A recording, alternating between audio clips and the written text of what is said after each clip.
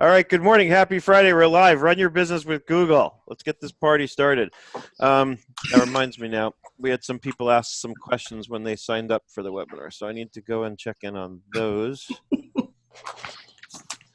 And of course, since I had to reset my history, I have to first log into Zoom. That's the thing I hate. I mean, you should clear your cache like at least once a week probably anyway, but I'd prefer to do it like when I've planned to do it, rather than when Facebook and Zoom decide they don't want to play nice together. You know? Yep. So anyway. I can't get Google and Zoom to play nice for the life of me. Okay, this is weird. Because this looks like not all the people who signed up. Oh, I know why. Hold on. I have to run a different report now that we've gone live. Report? When you run reports and you want to export them, once you go live, it's no longer, the registration report will only include people who've registered, but have, like everybody who's become an attendee now, who's in the live panel, is no longer a registrant. So I have to run a different report. And today's the 17th. I don't know what's going on. It's not showing me this webinar. Anyway, I give up. I just give up. So if you didn't, if you asked a question when you registered, ask it again here in the live panel, because apparently I don't know how to do anything today. So with that in mind, I know that one of the questions was, Matthew, what was your question? How many G Suites can you fit in a what? How many G Suites can you fit in an Excel cell? I don't know. It depends how wide you make the cell. It's true. Right? And how big the suite is. Right. But you can make the Excel cell pretty wide, and you can fit the word G Suite in there probably a lot of times. That's true. Right? And if you use really tiny font. I mean, I'm taking you very literally here. Okay. So, oh, somebody signed in as Google. That's you. That's funny. You're a funny guy. It's because Tiffany had said in the comments, "Take my money, Google." So I said, changed it to Google. I said, "Okay, send me your money." Perfect.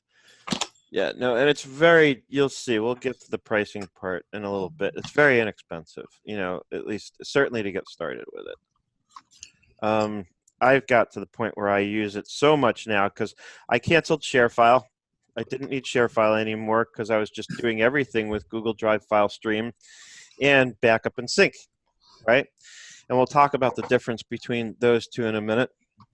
Now I have to log back in and get my outline back up for today. And incidentally, those of you who are going to Scaling New Heights, I will be presenting this and other G Suite subjects there. I'm actually giving 3 different G Suite classes at Scaling New Heights.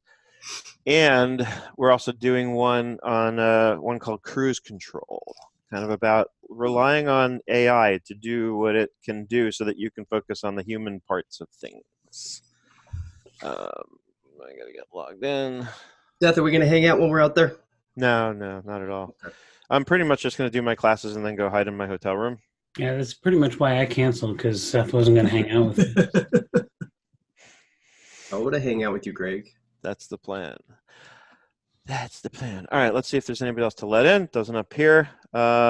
Is this the same session I'll present? It's kind of an overview of what I'll be presenting. I'll be going much deeper at Scaling New Heights, but this is one of the 3 sessions. Essentially, I'm kind of running through the outline from one of those sessions, and I'm going to run it through kind of quickly in the hour because I'm going to count on the fact that you can catch the replay and pause and resume and so on. And I just want to pack in a bunch of stuff here. The session in Salt Lake City is going to be 100 minutes. Here I have, well, now less than an hour to just give you kind of a rough idea, and hopefully enough for you to, if you haven't already, consider trying G Suite. And if you do want to consider trying G Suite, let me know, because as is frequently the case with these things, if it's available and I've already fallen in love with the product, I've gone ahead and signed up for an affiliate program with that product. And G Suite does have an affiliate program, which brings up another session I'm going to be giving at Scaling New Heights, which is going to be talking about the consulting opportunity. So you definitely want to sign up. If you sign up for G Suite, also sign up for their affiliate program, because once you learn how to set up and implement it for your firm, it's probably a good thing to learn how to set up and implement for your clients, right? I've shared this story. I'll share it again at Scaling New Heights. I'll share it now. Earlier this year, I started working with an old client who actually came back. And one of the reasons we had originally parted company was he was very old school in how he did things. He really didn't want to adopt technology. He was very, very resistant to it. And it got to the point where we got so far apart on that I couldn't work with him anymore. And I think he felt the same way. He couldn't work with me anymore because he couldn't stand my constant pushing towards, better technology and more efficient ways of doing things. And he still wanted to print and sign checks when I was trying to get him to use Bill.com, even way back when. Today, I have him on Bill.com. He still doesn't seem to quite get it, what it is, how it works. Every week I get questions from him, and oftentimes just different versions of the same question, along the lines of how can we confirm if a check's been paid, and things that are very easy to deal with. So anyway, because he's local and I've known the guy for years and I still love him, even if we disagreed on how to, run a business. I had earlier this year when I re-engaged with him, I went to his office and spent the day it was helpful to me to kind of get a look physically at what's going on, especially because I know how old school he is. And I really had to think in terms of setting up systems for getting all the paper that comes into his office and getting it digital, right? And he has an assistant. So mainly I needed to work with the assistant, who luckily is a bit more tech savvy than he.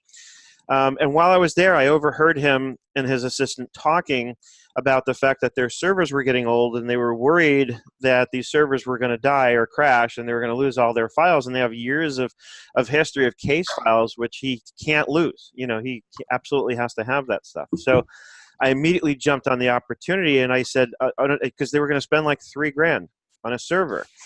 And I said to him, I'll solve your problem for $1,000. And he said, done. What do we have to do? And I set him up with G Suite, and I set him up with Drive File Stream, and I copied all his case files over to Google Drive. And that took a little bit of getting used to for him. I even put a little note on his server folder. I put a file that purposely I put like an underscore in front of it so it would appear at the top of his file list on his server saying, do not use these files. But of course, he ignored or didn't see it and used those files. And, so there were a couple of cases where we had to take those updated files and copy them over again to Drive File Stream until eventually he got it. The moral of the story, though, is I saved him $2,000, right, over what he was going to spend. And then still he was going to have the, local servers, which if heaven forbid his office burned up, he would have lost his files anyway, right? Here, he has a permanent cloud backup. He will never lose a file. And the one thing that seemed to get his attention was when I told him that even if he was at home watching Netflix, from his mobile device, he could access his case files if he ever needed to. And he's one of these guys. He's funny. I shouldn't say he's funny. A lot of people are like this, and we should probably respect it. But like once he takes off for the day, he's done. He's not working anymore. He doesn't take his job home with him like many of us do. So it probably won't be an issue for him, but he still seemed to like the idea that if heaven forbid he had to access a case file, he could do it from anywhere and didn't have to worry about the fact that he wasn't at his office. So anyway, that's kind of my story of, that underscores the consulting opportunity here, right? I got paid $1,000, saved him, $2,000 on what would have been the cost of setting up the new server, not even the cost of setting up, just to buy the new servers, right? Not to mention the cost of paying his IT guy to set it all up and the ongoing maintenance costs of running a local server in your office, right? So this way we transferred all the IT headaches over to Google. So that's the big consulting opportunity right at the forefront, that we have when it comes to learning G Suite and everything that it has to offer, implementing it for your own firm so that you can get real familiar with it, and then you can offer it as a service to your customers, right? And go to them and charge them $1,000 or whatever you feel comfortable charging them to get them set up, right? And I didn't have to be there to set it up. Could have done it all remotely, right? Because I can use Zoom, like we're on now, to remotely access his computer, and I could have done it all that way. Like I said, it's because I've known the guy for years, and he's local enough that I didn't mind going and spending a day there with him. So let's talk about this. So just sort of out of curiosity, how many people here, those of you who have your cameras on, show of hands, already use G Suite? Not free Google, but G Suite. Okay, good. So it looks like most of us, which is good. So I probably can just kind of breeze quickly through the difference between free Google and G Suite, right? Free Google is you get a Gmail account, and with a free Gmail account, you have access to a lot of things that that you have access to with G Suite, and I'll start to explain the differences. So I'm going to share my screen, and we're going to take a look. So this is a Chrome browser session. One of the other things I love about the way Google works is, first of all, hopefully you're using Chrome, because Chrome is Google's browser, which means it works beautifully with all the Google and G Suite stuff. And so so you can create multiple Chrome sessions tied into each of these different Google or G Suite accounts, right? So right now, this browser is based on this session called Hey, it's Seth David at gmail.com, right? And this is a free Gmail account that I used to play with. I use it to do videos and stuff because there's no real emails in there. If you email me at that address, you'll probably never, ever get a response. But you can. You're welcome to.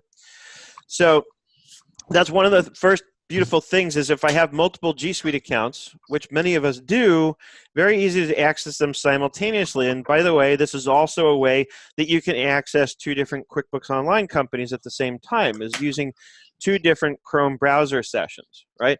A lot of people say, oh, well, I can use an incognito window, which you can, but then you lose access to all the other stuff you have in your browser, all the extensions. LastPass, for example, if I need to log into something to access documents somewhere, I lose all of that using an incognito window. So Aren't the extensions different by profile, though? I'm sorry? The extensions are different by profile. Well, you have to install them on each profile. So, for example, not on this one, but if I go to my SethDavid.com G Suite login, which is here, I really need one extension installed, which is LastPass, and then that gets me easy access to anything else I need access to, right? So I have the same LastPass account installed on my two main Google accounts that I use, right? And then with that in place, and of course, as far as Chrome extensions go, most of them I'll manage right from my nerdenterprises.com session, because if, for example, Nimble, there's no reason I need to access Nimble from another browser session because I can have both open at the same time, right? So a lot of them I don't need to duplicate, but for those that I do, again, as long as I put LastPass on both Chrome sessions, then I have access to anything else I need from there, right? So with a free Gmail account, you already have access to a lot of the stuff, right? If we click this icon right here, obviously there's Gmail itself. There's Drive, right? But Drive is going to be limited. The first thing you're limited on is storage. So if I go into Drive, notice on a free Gmail account, I have 15 gigabytes available total, right? And you can upgrade your storage. You can pay for extra storage. But I think you're going to find pretty quickly that if you compare what you're going to spend just upgrading the storage to what you can spend on a G Suite account, it makes a lot more sense at that point just to get a G Suite account. And especially because of all the other things that it'll give you access to, right? And there's a lot of things that it'll give you access to. But that's the essential difference is, G Suite gives you access to a lot more. And we're going to go through some of those things. Starting with the fact that with G Suite, with paid G Suite, I'm no longer emailing people from a gmail.com email, but I'm emailing people from a nerdenterprises.com email, right?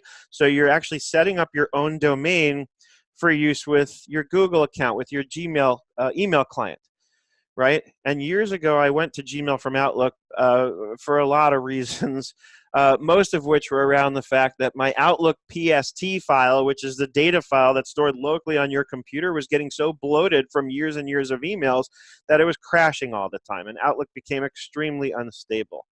And so that kind of forced me to consider Gmail. And at first, I hated Gmail. I thought it was cheap looking. I thought it was sort of unprofessional compared to Outlook. But little by little, it grew on me because something hit me one day, which is that, Gmail being made by Google, Google is the king of search. And so little by little, I started to figure out that a lot of the things I was so hooked onto in Outlook, like having all my folders and filing emails in folders, Gmail had labels, and at first I didn't like labels. They weren't the same as folders, but then I like labels better because I can put 5 labels on an email in Gmail and access them in any of those ways, whereas in Outlook I can only store an email in one folder. unless I made a copy of that email, but then that's actually 2 different emails, and then I can put it in 2 different folders. So not the same thing. Anyway, then I started realizing that, search was the key in Gmail, that using the search, you can find stuff really quickly. At this point, these days, I hardly ever use labels. I don't need them because I just use the search, and generally speaking, I can find whatever I'm looking for very quickly, 30 seconds or less. Plus the fact that now we have all these other apps, things that actually integrate beautifully with G Suite, like ClickUp, which we've been looking at recently, which when you install the Chrome extension for ClickUp, makes it very easy to grab any email and create a task out of it in ClickUp, and it's linked back to that email. So that's a beautiful thing, because now I can work with it in ClickUp. I can make my comments that I want to make about it, and I can also click back to the original email right from the ClickUp task if I need to go in and send a reply to somebody. Now, for some reason, I see that somebody has mentioned something in the chat, and I can't find the chat. So let me. Allen is asking, are you suggesting using multiple paid accounts or multiple identities in one account for Google? Either or both, right? I mean, you don't need multiple paid accounts unless you need multiple paid accounts, right? I just have, because I have SethDavid.com and I have nerdenterprises.com. And I chose to have paid accounts for both of those because I use them differently, right? So by and large, you probably just need one paid account, right? The only reason for having multiple paid account is you have 2 distinct use cases for them, right? And my SethDavid.com is more, I try and separate personal stuff and use, that email for personal stuff, the Seth at SethDavid.com. At one point also, remember a couple years back, I was using SethDavid.com as a domain for offering courses, and I was trying to separate and say, well, nerdenterprises.com is for the consulting and SethDavid.com is going to be for the teaching, and that was confusing people, so I dispensed with that. But I still use SethDavid.com as like a personal email and also for personal documents and things like that. Now, Seth, one reason you would need multiple, obviously, is the email addresses. Anytime you're going to be on domain with your email, you would have to have multiple paid email accounts, with the exception of like maybe your group ones like admin or help, like you taught us previously, right? Right. If you for some reason need to be able to email from 2 different domains, right, then you need a paid account for each. Or right? Even if you had, so if it was Matt at Nerd Enterprises and Seth at Nerd Enterprises, you'd have to have 2, correct? Well, that's 2 users in a single paid account. That's not a separate account, right? That's still one G Suite paid account. It's just you're adding users, right? Okay. So, and that brings up actually the next thing I want to show you, because as soon as we get into paid versus free Google, I'm going to close this. Now we start, the first thing, and maybe one of the most important things to understand, is that you get your domain admin console, which doesn't exist on a free account. So I get this G Suite admin console. Are you trying to share? Screen? I will share my screen in a second. I just need to make sure there's nothing confidential coming up first. Nice name, G Suite. What? We got G Suite in the house today. Oh, Greg. What up? So when you log in to your admin console for G Suite, it's going to look like this, right? And I'm not going to get into all this stuff today. Some of it's obvious. Obviously, billing is where you go to deal with billing and how you're paying the monthly fee for it or whatever you do there. The first thing I want to highlight is, because this is one of the big frustrations I've had and continue to have at times, because every once in a while I get a client who wants me to, hold on, the chat keeps popping up and then I can't find it on my screen for some reason. Let me pop it out in a separate window so I can see it.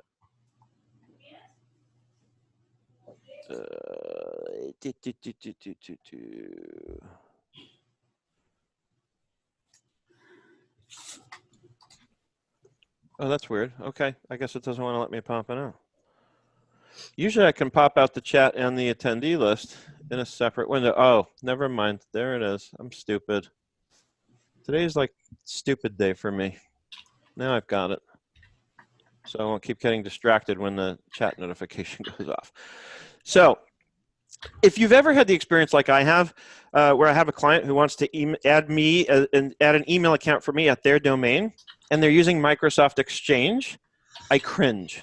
As soon as I find out that I have to set up my email account on their Exchange server, I'm like, okay, there goes at least an hour maybe 2, right? And in most cases, we're going to wind up needing to contact their IT guy because it almost never works the first time I try to log in. They give me the domain and the other, like, there's like 3 different things you need to set up your Exchange email, especially on a mobile device. And it never works the first time when you log in, even when you put it in exactly the way they've given you the instructions for it. Okay, I want to show you how easy it is to add a user in a G Suite account.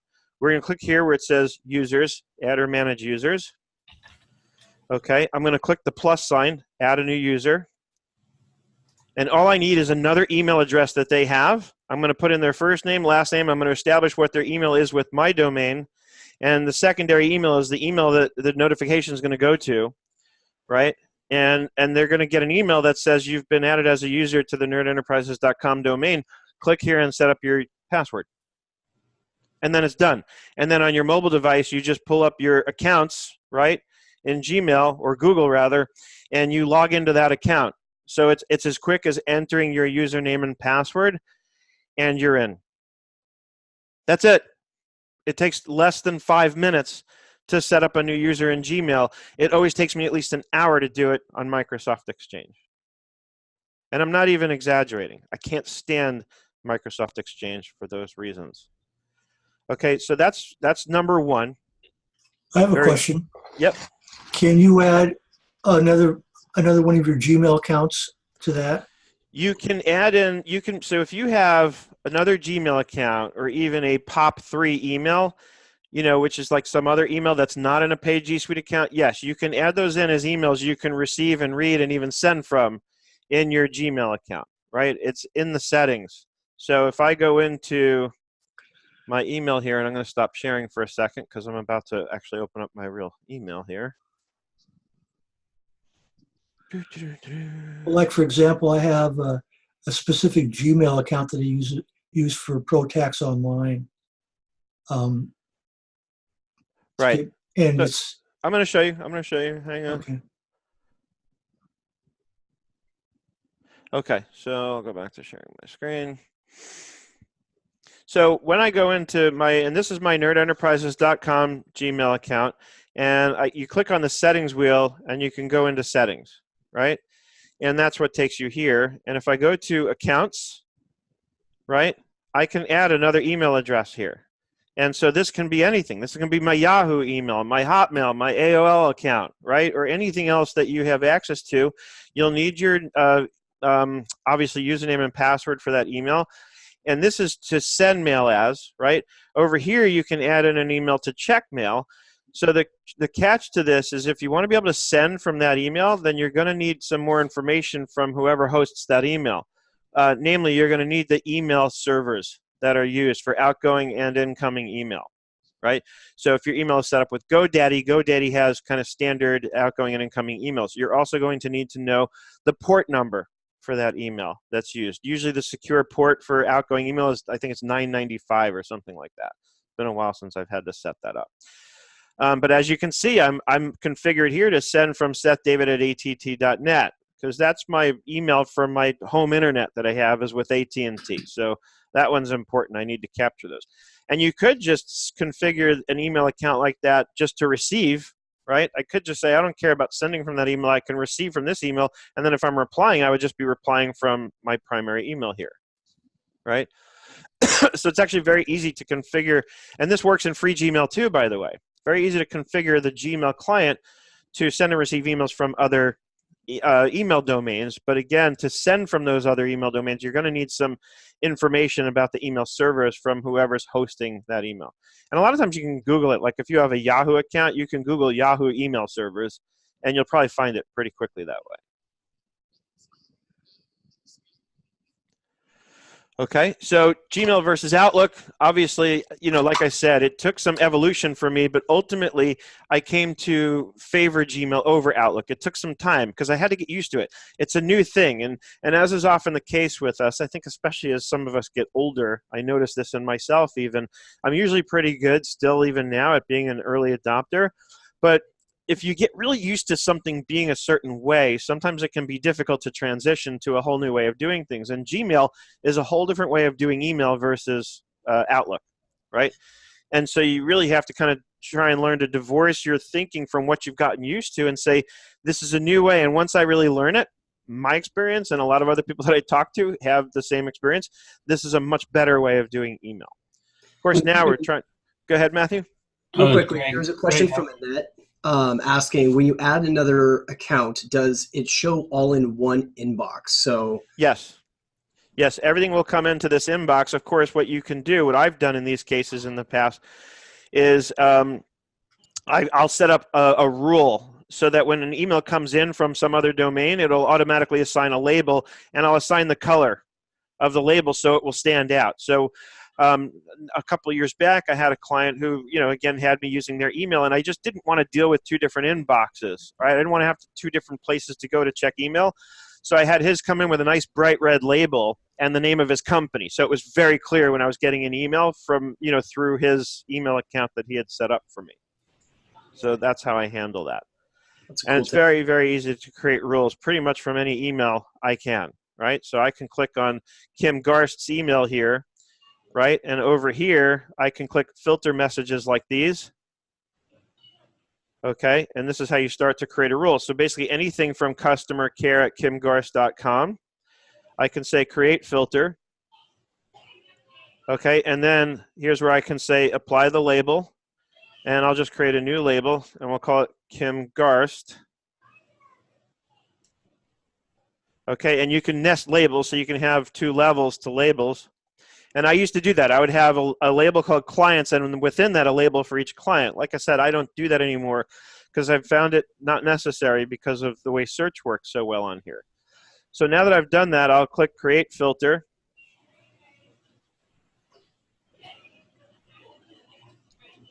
And then you can really even you could tag that or connect with ClickUp, right? Yeah, but something, there's the ClickUp thing, but something's missing here because it doesn't look like it applied the label. Let me try this again.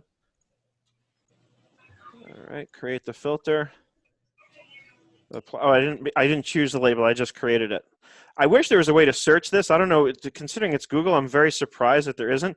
But the browser search will probably know because then it destroys the drop down. All right, fine. What you didn't check was the also apply filter to the 3 existing conversations. Oh, is that right? Did I miss that? All right, let's try it one more time.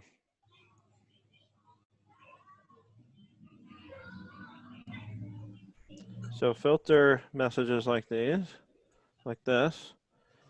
Okay, create it. Oh, there it is. I always forget that. But I still have to, that's applying the rule, right? But I still have to go assign the label. So that doesn't get me out of that one. All right, so here's K. Seth, can you just start typing instead of clicking on the drop down? No, that was exactly what I was saying a couple minutes ago. Is unfortunately it doesn't let you do that, which is surprising for Google. You would think that would be like an obvious thing for them to do. Right? Okay, so now I have the Kim Garst label, but if I want it to stand out, see here she is on the left. There's the label. So I can click on this, and it filters by label. Okay, but what I want to do is I want to edit the label. If you move your mouse over to the right a little bit, there's 3 dots that pop down. Yeah, I don't know what. Oh, there it is. Okay, so by the way, a couple things I do on this, because I don't want my left margin cluttered up with all this, so I always choose show if unread, okay, which I probably shouldn't have done that just yet because I still want to play with it. Okay, and then, so I only show it if unread, but now I want to edit the label, or actually right here, label color. So I'll make her show up in a nice green color. Uh-oh. I'd lose it in the forest now. And it's funny because you can see I already have certain things configured, like things that go to my admin email get lit up in green, and it says nerdenterprises.com admin. But now what happened to my Kim Garst? Where did she go? So we'll go to more. And again, I'll scroll here into the list. Probably unread or read. Yeah, no, because I said I checked that off again, so it's gone from here since there's nothing unread. But now I just want to find it so I can fix the label color thing. Actually, it is labeled now. It is green. So if I go search my email for Kim Garst. And remember, it's specific to the email. If she sends to me from a different email address, this rule won't work. But notice here, when I search for her name, it shows the ones from her, right? Exactly like I said. The other thing you can do in your search is in the search window, you can type in label : Right. Oh, And there's a lot of logic like that you can use. If you Google it, you'll learn. There's a whole like search language you can use. But also, if I do, like, let's take Greg's suggestion and say label : Kim. Do I need to put a space or something? No. Well, here it is. No, that's different. Yeah. See, I don't do this stuff anymore. I used to do it a lot. Just try Kim. There it is, label Kim. No, that's No. just what you just did.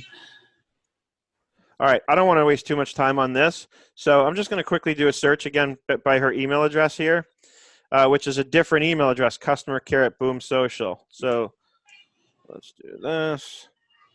What I do want to point out while we're here is once you start a search like this, you can click the drop down and you have a lot of options here. So I can filter it and say only show me emails that have attachments, right? I can do the opposite and say it doesn't have. I can do it based on size. I can do it within a date range, right? And I can search all mail, or I can search a specific label, or I can search any other kind of component based on the stuff you see to your left. So there's a lot of search functionality in Gmail. But the reality is 90% of the time when I'm looking for an email from somebody, all I do is type in their email. Some people are annoying and they have 2 different email accounts they send to me from. And so I will search by their name in that case, like I did with Kim, right? Because Kim is obviously, she's not like a personal contact. She's a social media person. And I get her email. So if I search by her name instead of by email, I get, I get pretty much everything, right? I was signed up for one of her courses for a while on Facebook ads and social media. And so this was coming from ClickBank because ClickBank was what she was using to do her billing. Which I thought was a little odd. Anyway, so that should give you a pretty good sense, though, and a good starting point for Gmail, right? The search, the settings. The other thing I want to quickly point out on this is if I go back up to my inbox here, and notice the way my inbox is organized. I have important and unread. I have starred, and then there's everything else. This is not, and notice I can zip them all up to keep my email nice and clean, right? It looks like, hey, I'm at inbox 0. I'm really not. But the way that you do that is also in the settings. You can go straight to configure inbox, but that's a little different dialogue. If you remember the first time you take a Gmail account or set up G Suite for the first time, it gives you these tabs across the top, right? So if instead of going to configure inbox, you just go into the settings again, and you go to the inbox area, you'll see that I've set up my inbox type as priority. If you do the default, I believe that's going to give you the tabs going across. So with priority, that's how I get to group this, important and unread, and I can choose what goes into each of these categories, right? Starred is obviously starred, unread, and then everything else. So you have some options to customize this a little bit if you want to, right? And as with any app or tool that you ever use, what I encourage you to do, what I implore you to do, is set aside the time to go through all this stuff and learn what it can do, right? Go through it like a kid in one of those touch science museums that wants to touch everything. That's what you should be doing with this stuff, right? So you understand what's there, what's available to you, what you can do. There's a whole section here on labels where you can manage your labels from here, wow. right? Filters and blocked email addresses. Hey, you blocked my email. Didn't make the list. I did? No, I'm just kidding. I was going to say, I've been meaning to get around to that. And these aren't all blocked. Some of these are just filters, right? Like this one says, apply the label. This is an example of what I used to do. This is a client from like 100 years ago. When I got an email from him, it would apply the label automatically for his company and his name, and I'm sure there was a color involved at some point, right, so that I could see his stuff clearly. Forwarding, so you can add a forwarding address. You'll need to get a confirm on the other end in order to complete that process. They're not going to just let you, they're not going to let me forward all of my emails to Matthew and inundate his inbox, right? So Seth, just yesterday, we were having a very long conversation on something like right up the alley, where with all of our different clients, we need to have a way to capture all of the emails from different clients. Like maybe they're getting stuff from their different billing companies, so forth. So we have them set up accounting at XYZ company. And then we'll have access to accounting at XYZ company. But what we run into is now we have, like you were talking about earlier, all these different dang email addresses across all these different companies that we'd have to log into. Right. What we've been doing is we would get that accounting at blah, blah, blah, and then create a forward to something else, but then you can't send back out as that. Right. Is there maybe, like, can we solve some of that with this, do you think? Here's what I do to address that, and it's one of the things I wanted to cover because it's one of the really powerful things about a paid Google or G Suite account that you don't have access to, obviously, in a free one. And that's going to be Google Groups. Let me check the live Facebook feed to see what people are saying. Brad Salamana says, Outlook PST files suck. I was the same way with Gmail once I realized how powerful it can be. The UI left a lot to be desired. Which is true. I mean, I think Gmail definitely still can use a bit of an overhaul on its user interface. But like, and the other thing to keep in mind, at least for me, is I'm also minimizing my use of email altogether because I have pretty much everything in Slack. All my customers are in Slack with me, which Matthew is a perfect way. Well, that's not a perfect way to address your issue. But the main thing is that, 1 second, let me just glance at these comments to make sure I'm not missing anything important. I've been using Gmail now for 10 years. Yeah. And I had been using an Outlook PST for 10 years before that with my other life. And that file had grown to 4 gigabytes. And back in the day, moving a 4 gigabyte file around was torturous at best. And then to try to work with that file was just killed. Right. To try to work with it. Once I got it up into Gmail, my life changed. I can still, in that other file, search emails from 20 years ago. Yep. Yeah, and it doesn't slow down, and it doesn't crash. You don't have to restart your computer, ever. Ever. So, all right, so I want to get into how I would address Matthew's question. It's something I wanted to cover anyway, is that it's, like we kind of discussed earlier, users, you'll pay per user, right? It's not much. Depending on the plan, I think it's $5 or $10 or $15 per month per user. And that gets you access, and it gets you also storage. And their storage plan is basically this. If you have under 5 users, then you can pay for additional storage. But once you have 5 or more users on a business plan, you have unlimited storage, right? I only have 2 now, 3, and I have unlimited storage. So that's. You have unlimited with just 2, but you had to pay extra for that. Yeah, I think I pay $10 a month instead of I want to see that actually, because I just paid for an upgrade to get a terabyte of storage because I don't have 5 users. So there was no option for me to see unlimited. I'm very curious how you got that. Yeah, we can look into that later. Yeah, because I did it just recently because of backup and sync, which I'll explain what that's all about in a few minutes. I was starting to hit my storage limit. So I said, you know what, I'm just going to upgrade to, actually I have 10 terabytes of storage now. In order to make sure I have enough space that, because the way I am, I don't want to have to worry about this stuff. I just want to know that I have enough space to deal with this. All right, let me let a couple of people in here. Remember when we used to buy those little USB thumb drives for... I still have them. I have some right here. And actually, the ones I have here have a lot of storage, actually. These have I want to say 16 gigabytes on these little flash drives. I use these because when I teach my Excel class, even though I send an email out with the file attached and I say, bring this file on a flash drive, invariably 2 or 3 people show up without a flash drive. So I bring these with the files on them just for those people who didn't follow instructions. Anyway, let's get back to Matthew's question. So how do I deal with this? What we have available in a paid account, because it's tied to your domain and not to gmail.com, is the ability to create groups. And a group basically looks and works and functions like an email address. it sort of works like Yahoo Groups. Remember Yahoo Groups? I'm so used to looking where my other camera used to be. Remember Yahoo Groups where you know, you could have a group of a whole bunch of people participating in the group and send emails back and forth.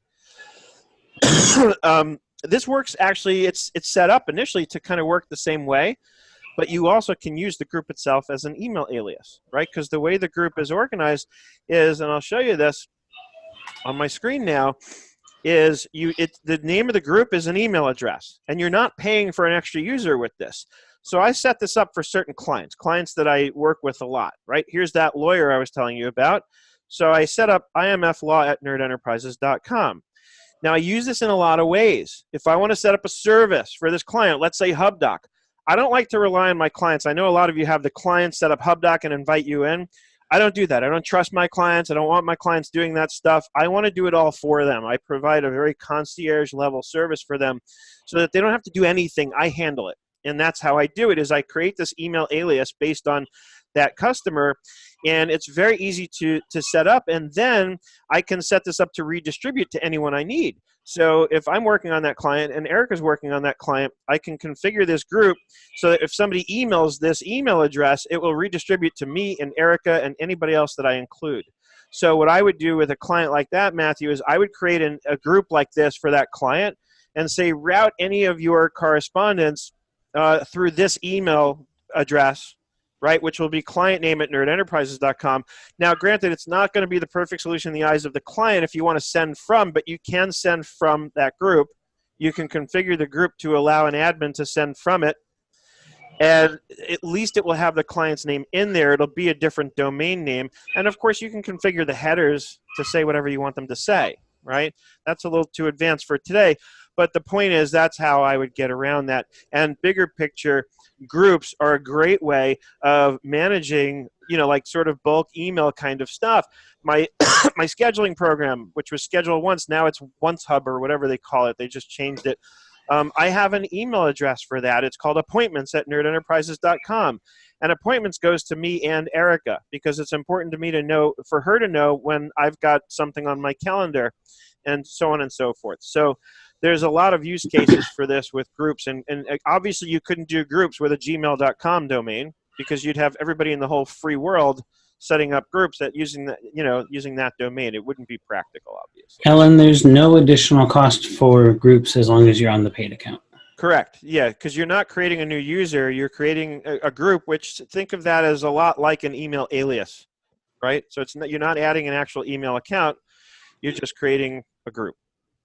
Right, and so groups are a really good feature of a paid Google or G Suite account. Seth, can I ask a question? Yeah. So then if you have, so you and Erica are on that, and then Erica replies to one of it, does it come out of that group name? As No, the replies by default will come from, and again, there's settings for all of this. So you want to go in and play with the settings. They've made it a lot easier. It used to be much more complex. But the bottom line is, like I just said, I can configure it so that I can reply from that group alias. But no, normally the way the way I configure it is if Erica replies, it's coming from Erica. If I reply, it's coming from me. Hey, Seth. Mm-hmm. I have a question. I pay about $10 a month for 2 terabytes in G Drive. And if I were to convert to Google, paid Google, would I be able to convert my G Drive over to? There's a number of ways to do that. What I initially did years ago when I went from my free Gmail to my paid Google is I just went into my root Google Drive folder from the free Gmail, and I shared the whole damn thing over to my paid account. That was just easier. The other thing, if I was doing it today, what I'd be more inclined to do is take those files in the synced folder locally, probably, copy them over to like a temporary folder, because I think now it's different. I think you can actually have multiple Google accounts configured to sync locally, and it's not synced. I'll explain Drive File Stream next in a minute. But the bottom line is I would probably do it more on the local files, because the beautiful thing with Drive File Stream now is, and it was the same with Google Drive way back, is you could, but in the past you could only configure one account to sync locally to your computer, okay? First of all, it's no longer a sync. The reason they changed it and started calling it Drive File Stream is because what you're getting is a mapped location on your computer to a server at Google, right? And that also helps with security, which we're going to talk about. So what I want to show you is if I go over, I'm going to bring up a window on my other screen for a minute before I bring it Seth, over. when did that change? When they called it Drive File Stream. About And a they year and a half, renamed it. 2 years ago. Yeah, that's why they renamed it Drive File Stream, because it's no longer a sync, it's now a stream. Yeah, because I had the sync and it was like killing my hard drive, so I cut it off. This is the beauty of it. And even then you could configure and say which things synced and which didn't. Yeah. But here nothing is synced. What it does is when you start working in a file, it kind of downloads it to a temporary folder, and as soon as you're done, it just syncs back up. But if you look at my this PC screen, you'll see Google Drive File Stream configures itself as its own G drive, right? And so notice it's not taking up. I'm sorry. If you travel, you might want to consider making local copies of some stuff that you might want to be working on where you may not have internet, because the Google Drive File Stream only works when you have an active internet connection. And you can configure things to work offline. Right. So you don't necessarily need to copy them to a different folder, but you do have to plan ahead and decide which files you're going to need offline. Yeah, that was kind of my point. Yeah. But what I was going to say is, notice this isn't taking up any space on my C drive. It's its own drive. Notice there's no indication of how much is free out of total because there's no such thing. I am simply mapped. When I click in, here's my drive, which is my root folder. When I click in, here are all my folders.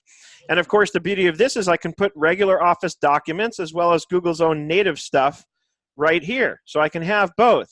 And once I have, say, an Excel or a Word document in here, it's very easy to convert that over to the equivalent Google format, which I do all the time.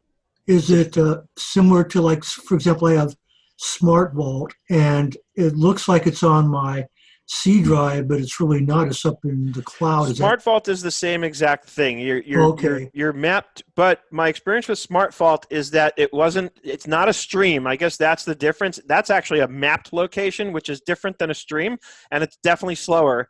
And I used to have all kinds of connectivity problems with Smart Vault. That's why I stopped using Smart Vault. But it's the same concept in a way as that the files are. It's a similar concept in that the files don't live on your computer. Yeah, because I know, like, for Smart Vault, if I'm not hooked up to the internet, I click on my C drive and the file in there, and it appears to be there, and nothing happens. It says it's not available. Right. So it's okay. That makes sense. Yeah, and the bottom line is, I've never even had to take the time to configure like files to work offline, because I can't remember a single time where I went somewhere that I didn't have an internet connection. Right. Unless you're going to like third world countries somewhere.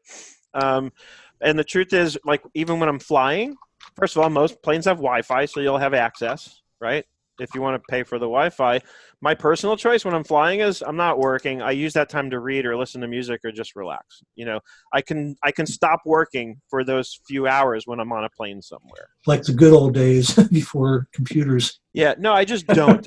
Plus I find that, and maybe it's because I'm a little bigger guy, there's not really room for me to spread out with a laptop on the little tray table thing. I hate it. I hate even trying. The most I'll do is whip out my tablet, because that fits easily enough. But it's just uncomfortable, and I'm like, I don't want to work this way. So I choose not to. When I'm on a plane, I'm not working. Whatever it is can wait. And if it can't wait, if a client can't wait, they can go, as far as I'm concerned. I'll find the other clients. So is there any additional cost for groups? Again, no. A group is not a user, so you can create as many groups as you want. There's no additional cost. Next. After groups, what do we want to show you? We talked about users' device management. This you have to see, and then I want to talk about security, because the two kind of tie in. So what I am able to do with G Suite is set up policies. So if I invite Matthew to join my domain, and he wants to connect to my domain on his mobile device, I want to make sure that stuff remains secure. So I can require him to opt into my policies, which basically means he's going to have to request approval to join. I'm going to accept that approval. And then if one day Matthew calls me up and says, Seth, my phone was stolen, I can go into here to my list of mobile devices and I can remotely wipe his device. The next time, if somebody stole his phone and somehow gets through his phone's protection, the minute they get into the phone and it tries to sync up with G Suite, with my domain, it's going to wipe everything off his phone.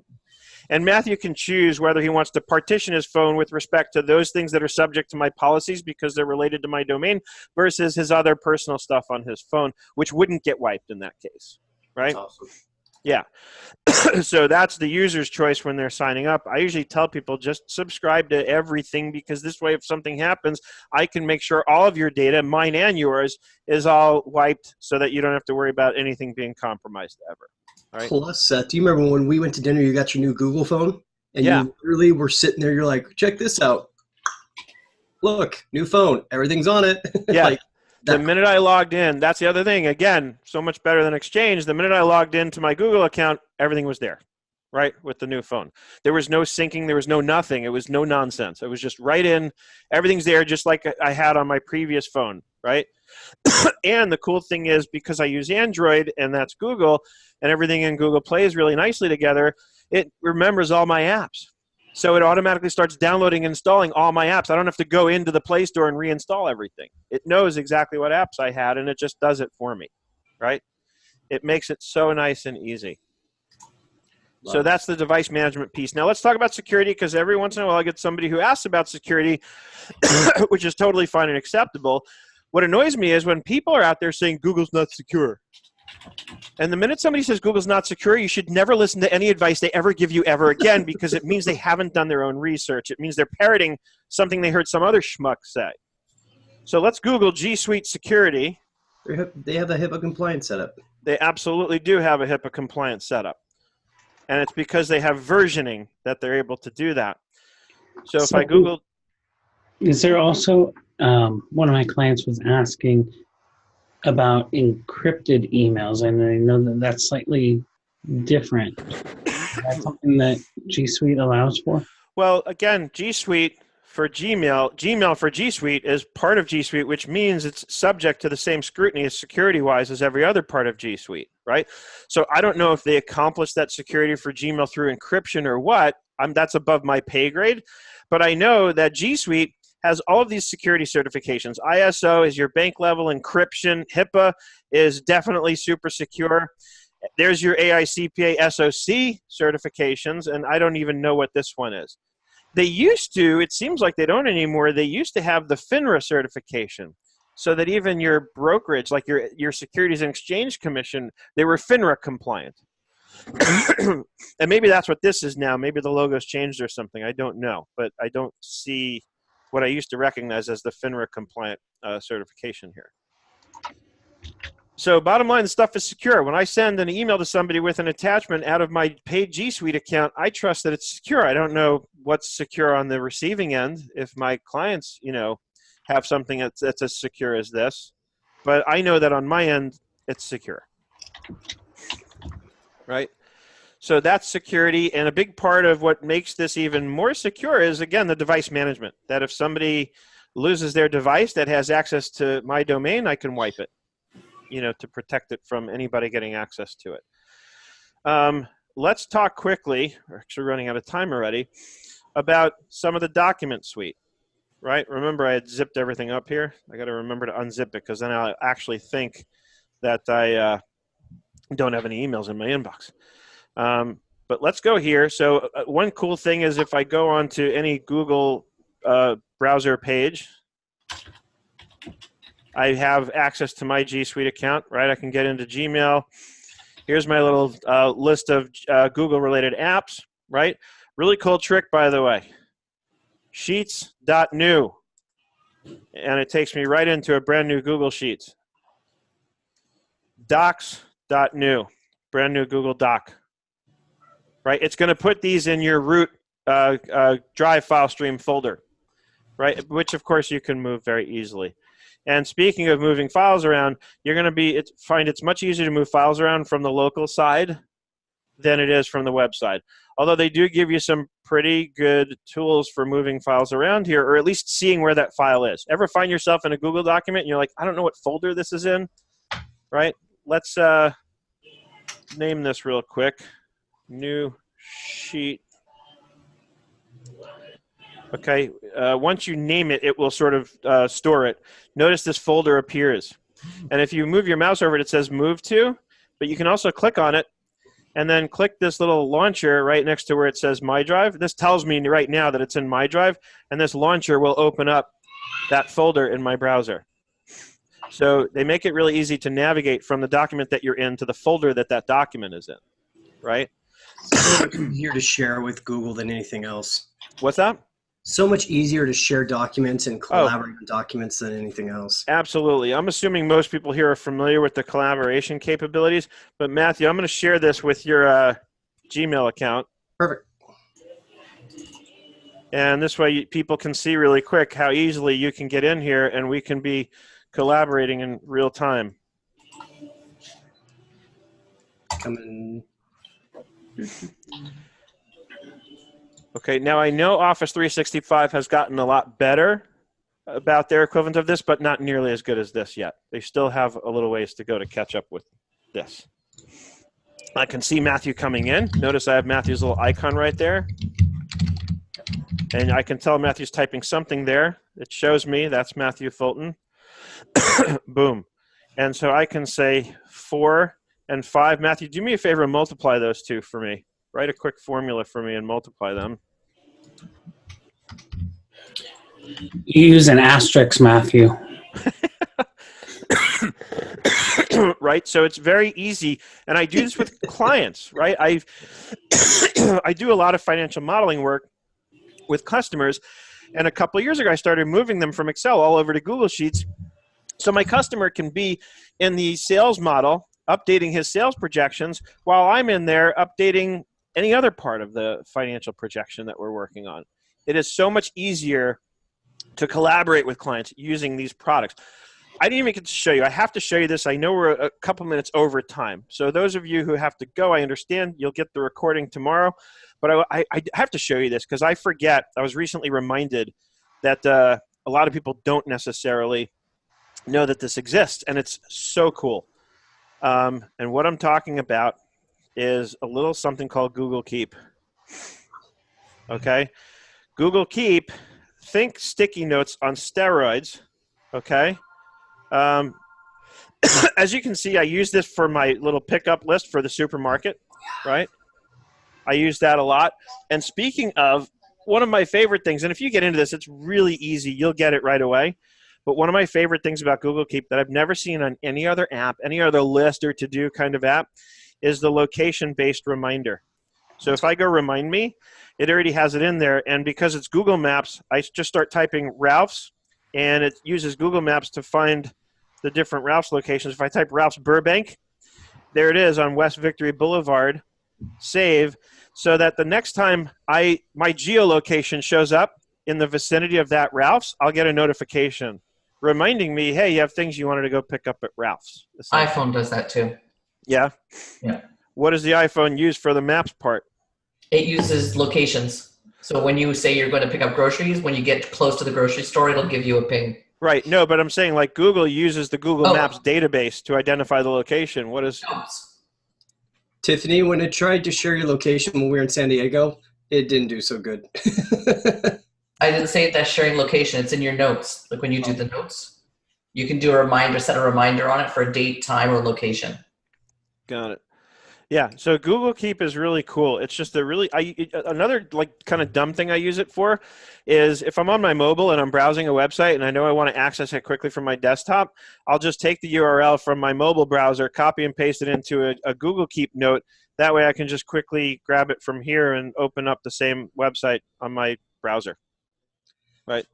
It's just like little dumb things like that, but because the mobile experience with Google Keep is extremely seamless. You know, if I add something on the mobile side, it shows up in here instantly, and it's the same. It's got a really good mobile app. So is Keep a separate mobile app then? Well, there's a Google Keep mobile app. Okay. Yeah, absolutely.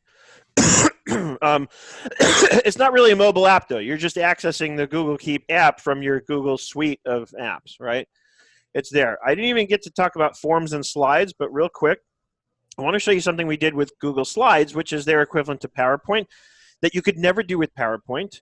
So if I go to nerdenterprises.com /tap. This is kind of the media page that Erica and I set up for potential sponsors for the podcast, right? And what you can do is you can embed a Google slide presentation on a web page. In fact, you can embed a Google Sheet on a web page. You can embed anything that's in Google on a web page, right? Because it's all cloud. So this is so cool because now we're able to send potential sponsors right to this page. And as you'll see in a few seconds, the slides are going to advance automatically once I get rid of my little pop-up. And of course, their controls are down here where somebody could manually slide them. And you can also access the entire list of slides to go straight to whatever it is that you want. I can't do this with PowerPoint, right? But I can absolutely do this with Google Slides. Matthew, you're saying you can do it with PowerPoint? Yeah, but I definitely will give you that Google's got the one up still.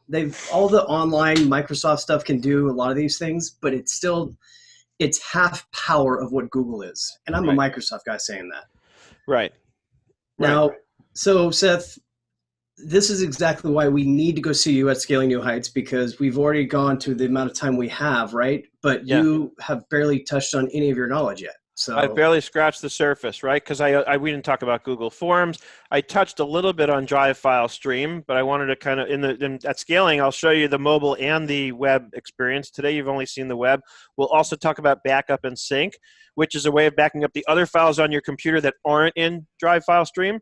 So like I have a lot of local files that I keep, like you can't put QuickBooks files in Drive File Stream because that's the same problem you have with putting QuickBooks files in Dropbox, right? You just can't put it in a shared location like that. That's why we use Qbox for that, of course. But backup and sync will back up all the other files and all the other locations on my computer that aren't in Drive File Stream. So video files, for example, we can't render videos in a shared location. Oftentimes that'll screw things up. So my video files are stored on my local hard drive, but backup and sync will back those up to Google Cloud. So if my computer crashed, which actually happened to me earlier this year, a computer that was only a few months old, Bluetooth just died. They ended up having to replace the whole motherboard for me, and that wiped, of course, the whole hard drive. And so I had nothing left on that computer of what was there, but luckily I had it all in backup and sync, including what had been on the hard drive alone. So yeah, there's a lot that I haven't touched with. And then we'll talk about integrations that it has. Google integrates with everything because it's a cloud. And at the very worst, if there's not a native integration, you can always copy and paste a link to a Google Doc and put that in. Like I do that in ClickUp sometimes, right? I put links to things that are on Google Drive so I can just click over and get there quickly. So we'll talk about that kind of stuff. And then there's some other services. Google Photos is a really good way to back up and manage your photos.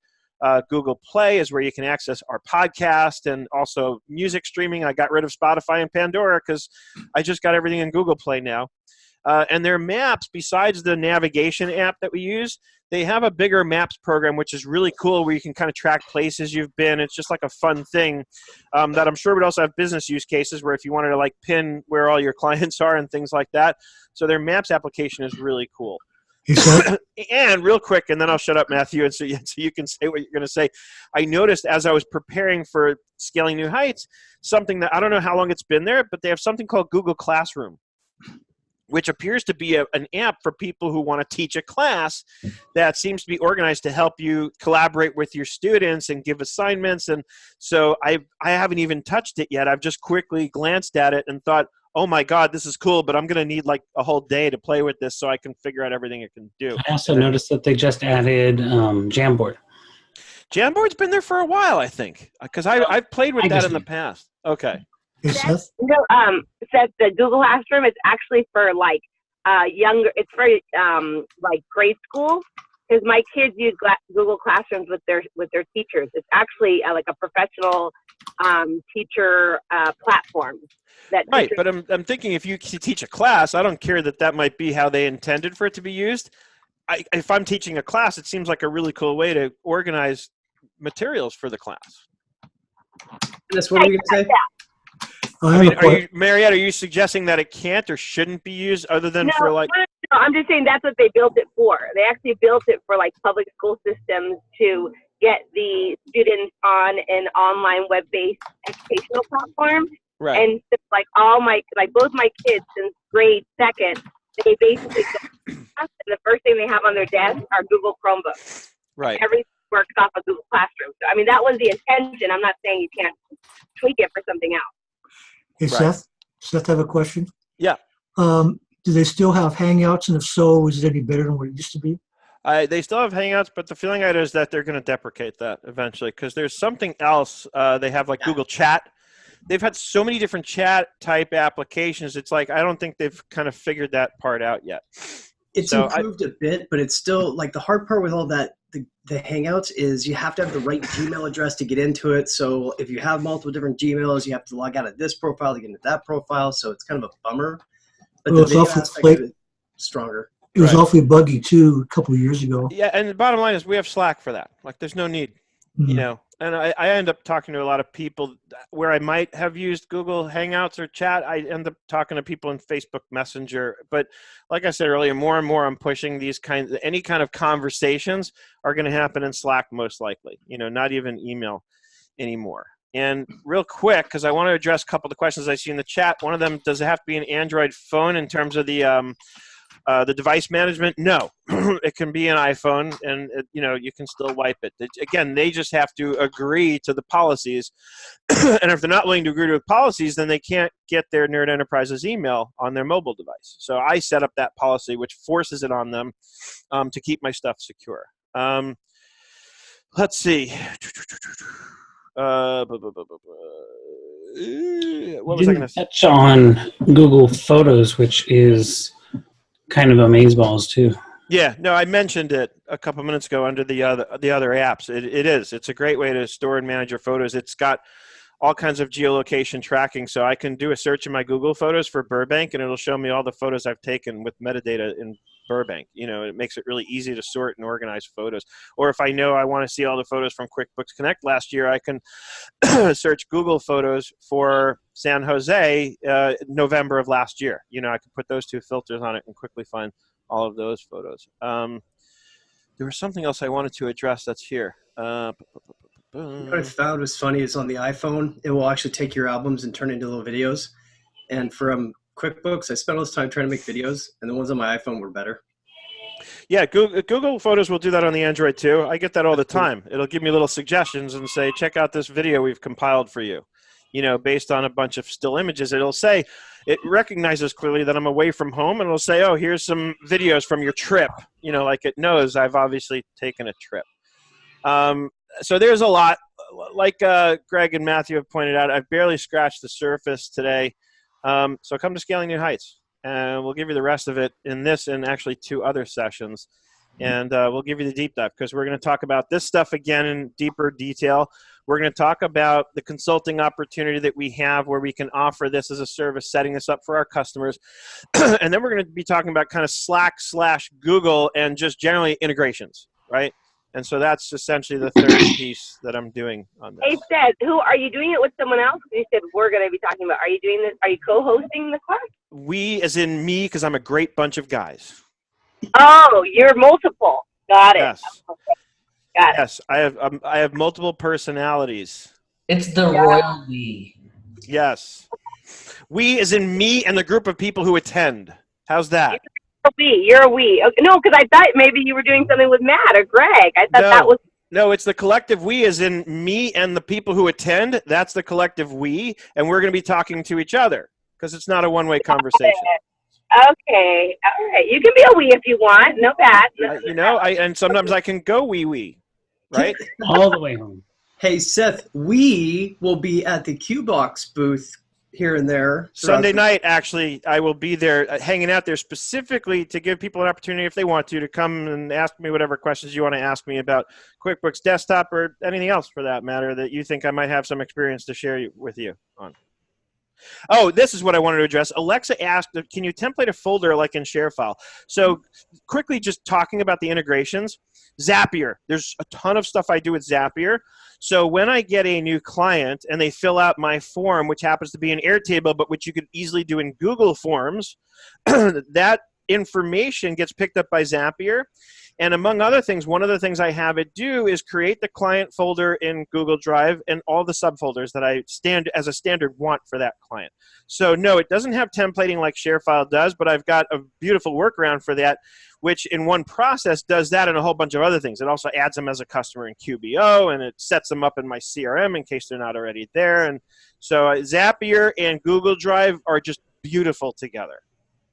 So Seth, with that, do you create like a folder in there that you actually share with your customers so that they can be uploading and stuff with it? Every customer has, so the root folder for the customer is company name -contact, like my primary contact. Yeah. One of the subfolders is called inbox, and that's the folder that gets shared with them. So going back to that law firm client that I mentioned at the beginning of the hour, what I do with them, what I set up with their assistant is I made sure he knew how to log in to that, to access that inbox folder. And when they get paper, he scans it all and drags and drops it into that inbox. Then Zapier grabs it, forwards it to Bilby's for me, because it's usually going to be a bill that may or may not need to get paid. And I also have it configured to email me a copy with a very specific subject that says Ira Fearberg Law Firm has added files.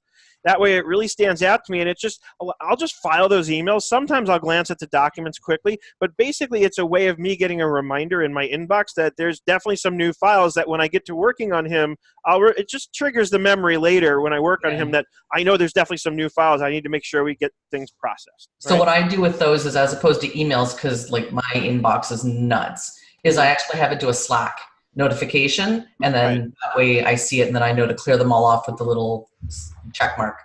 Right. See, it's funny because with the way I've been using Slack so much with clients, my inbox has gotten uncrazy, right? And so I can use it where I call these like throwaway emails. I'm not going to read them really. But I see them come in through my inbox. When I get the chance, I'll just archive them. I'll mark them read and archive them. And it works beautifully for me. Erica's like, no, don't do that to me. I don't want copies of those emails. And I'm like, okay, I respect that. This works for me. And that's the thing about this stuff is when we start getting into the workflows, which is what the integrations are really all about, is using the integrations to set up workflows that work for you. There's no right or wrong answer, right? There's stuff that works for me that would make you crazy, right? In AA, we have a saying that says, what keeps me sober might get you drunk, right? Same idea here. What gives me sanity in terms of workflow might actually drive you nuts, right?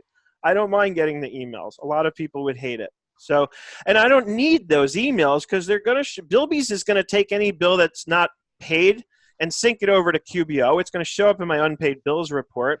The beautiful thing about Bilby's is there's no coding to do. It reads the date and everything else. The only thing I have to do is change the expense account because it doesn't know what expense account to put things to. So I go run the unpaid bills report, and actually I can go into the other Bilby's expense account, which is where those do go, and quickly recode them. But even before recoding them, they're still there as a bill, and then those sync over to bill.com, so I can go into bill.com and just pay them, and I can recode them later. Like, there's no rush. The main thing is I got to get them paid before he gets hit with any kind of late fees or anything, right? So that's the key to how I've got these kind of workflows set up. Matthew, it looked like you were about to say something. I'm going to sign off as I got to sign off too. We're like 20 minutes overtime here. Awesome show. Thank you so much. Thank you. And I'll send you a follow-up email. If you are going to try G Suite and you don't already have an account, let me know. I'll give you my affiliate link. Bye.